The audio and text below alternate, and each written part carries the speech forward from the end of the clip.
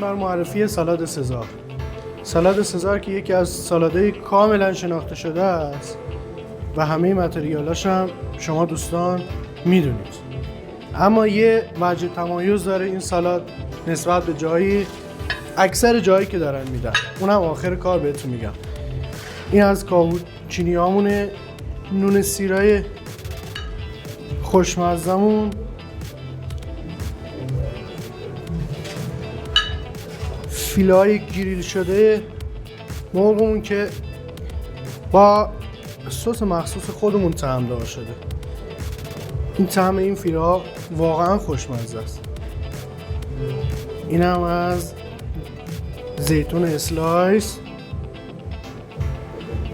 من دوست دارم شلوغ باشه این سالاد. دیزاینایی که دوست دارم شلوغ اکثرا. سلیقه شما رو نمیدونم. من یه چیز دیگه هم کنار این غذا دوست دارم. البته استفاده نمی‌کنن ولی من دوست دارم. شاید یکی بخواد این لیمو رو بچکونه روی این سالاد از طعم خوشمزه‌اش لذت ببره. اینم که پنیر پارمیسان خوشمزه. وجه تمایزمون رو اینجا بهتون میگم. این سس خوشمزه ماست که اصالت خودش رو حفظ کرده.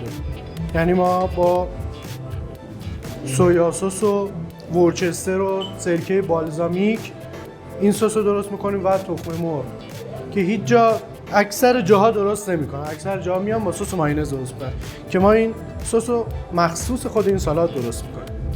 امیدوارم بیاید و اینجا از طعم خوشمزه این سالاد لذت ببرید.